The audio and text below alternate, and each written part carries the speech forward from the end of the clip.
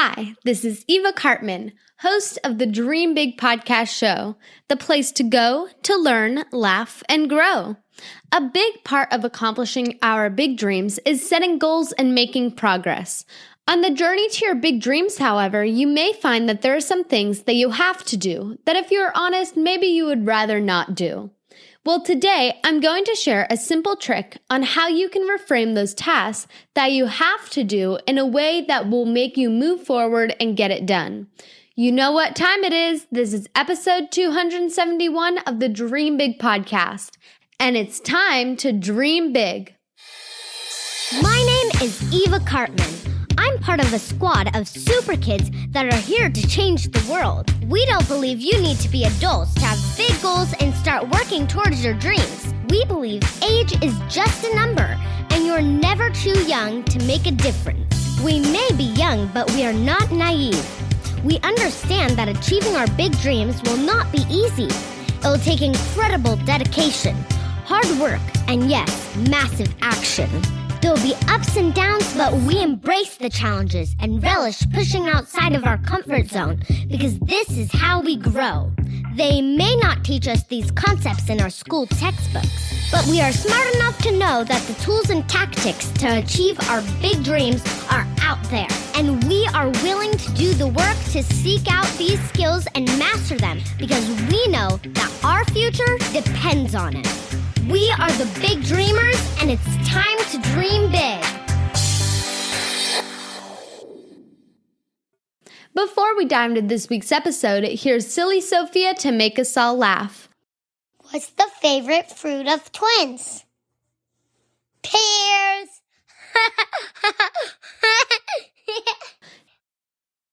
How do cats bake cakes?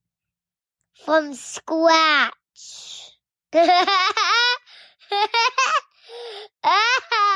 Thank you, Sophia. Today, we have an episode of Mentor Magic, where I share lessons learned from a mentor that if we implement as young big dreamers, it can help us get to our big dreams so much faster. It's like magic. Today's mentor is Dr. Susan David, an award-winning Harvard Medical School psychologist and author of the best-selling book, Emotional Agility. Susan's TED Talk on the topic of emotional agility has been seen by more than 8 million people. We'll be sure to link to the TED Talk in our show notes at dreambigpodcast.com/271. But today, I wanted to share a concept that I heard Susan discuss in a recent interview, specifically the difference between what she describes as have-to goals versus want-to goals. I am going to share a quote from Susan describing the difference and then share a few examples from my own life. In Susan's words, a have-to goal is a goal that derives out of a sense of shame or obligation. There is literally a physiological response that differs internally with the way you approach a goal. Have-to goals ramp up resistance. A want-to goal is a goal that is derived out of a sense of my values, what is important to me. And so a want-to goal is a goal that is intrinsically derived because it's personally meaningful to you. And in every single aspect of how people can operate in their relationships, to work, to how they give feedback to their projects, want-to goals down-ramp temptation and lead to more sustained behavior change. Okay, so there's Susan's quote. Now let's discuss the difference, and I'll share some examples from my own life. Susan is saying here that want-to goals are much more powerful than have-to goals. And just think about it. How much more likely are you to take action and do something if you truly want to do it, versus you are feeling like you just have to do it? Of course, doing something out of desire because it's coming from something you're passionate about, it is way more motivating than doing something out of necessity. I can tell you, for instance, that just this past week, I hatched baby quail from an incubator.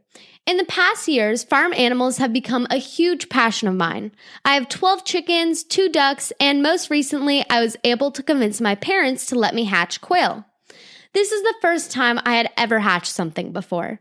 The chickens and ducks we bought after they had already hatched from a local hatchery. Now, I can tell you that I really, really wanted to have this experience. So this definitely qualified as a want to goal.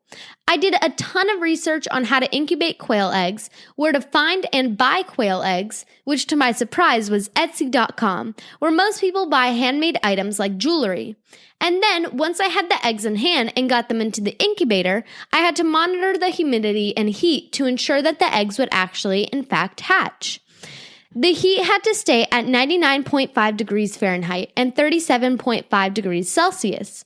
The humidity actually required more attention because that changes over the days leading up to when they hatch.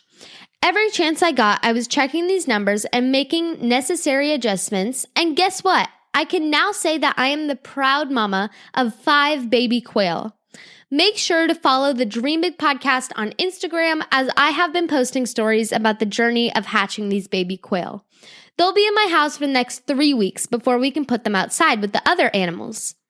So, that's a clear example of me taking action on a want to goal. But what about when the goal is not so clearly aligned with one of your passions? For me, that is definitely math. Let's just say that I don't wake up in the morning and sprint to my desk to practice math equations like I do sprint to my coops and check on my animals. So studying for math or doing my math homework is what I would describe as a have to goal. It is something that I do because I have to do it, not because I want to do it. What I love about Susan's teaching is that she shares that it is possible to reframe a have to goal into a want to goal. How do you do that? Well, you definitely should not fake it. I don't need to suddenly pretend that I love math. But what I can do is think about what I am passionate about and see how I can connect that to math, so it becomes a want to goal.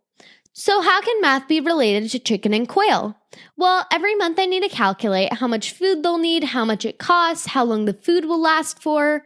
I have also started selling my chicken and duck eggs to the neighbors, and so being good at math makes it easy for me to calculate in my head what I want to charge for different amounts of eggs that I have available.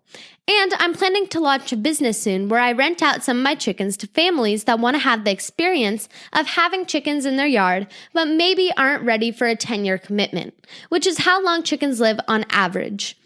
That business will include more complicated calculations, and being good at math will be super helpful. So when I think about it that way, I can shift the have to goal of studying for my math quiz to a want to goal, because I know that if I improve at math, I will also improve as an entrepreneur. So thank you so much to Dr. Susan David for this very important distinction between have to goals and want to goals. And to all you big dreamers listening, my challenge to you this week is to identify a goal that you consider a have to goal and figure out, just like I did with math and my farm animals, how you can connect that goal to one of your passions, one of your big dreams, and convert that have to goal into a want to goal. That's all for today. This is Eva Cartman reminding you that you have unlimited potential. Your dreams are not optional, you need to make them essential. So take massive action to turn those big dreams into reality. Live with passion, the way life was meant to be. I'll see you next episode. Bye!